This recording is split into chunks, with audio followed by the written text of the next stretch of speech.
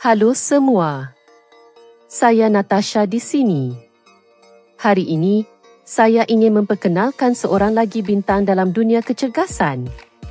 Kali ini, terus dari Sepanyol, kami bawakan seorang ikon kecergasan yang semakin mendapat perhatian di seluruh dunia melalui hantaran inspirasinya di media sosial.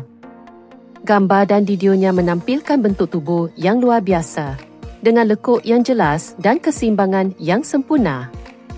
Christina Guilabert bukan sekadar model kecergasan, tetapi juga seorang yang sangat mengutamakan gaya hidup sihat. Di media sosialnya, dia berkongsi rutin senamannya, tip pemakanan seimbang, serta perjalanannya dalam dunia peragaan. Dengan kecantikan semula jadi dan tubuh yang menawan, dia semakin menarik perhatian ramai peminat yang terinspirasi dengan gaya hidupnya yang aktif. Ramai orang melihat bentuk badannya sekarang dan menyangka dia sememangnya sentiasa memiliki tubuh sebegitu.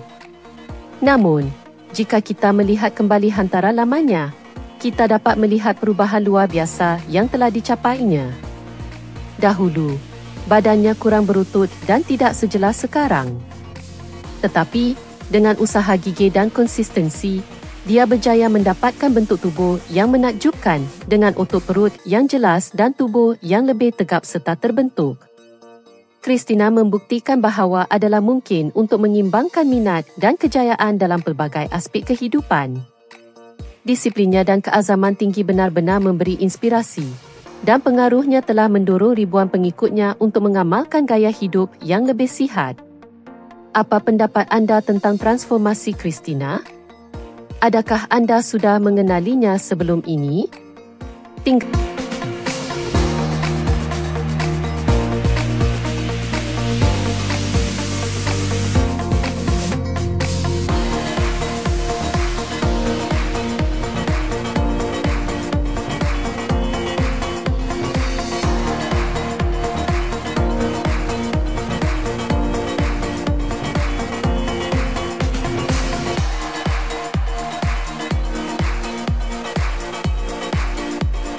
Tinggalkan komen anda dan, jika anda belum melanggar saluran ini, jangan lupa untuk berbuat demikian serta berikan tanda suka. Jumpa lagi.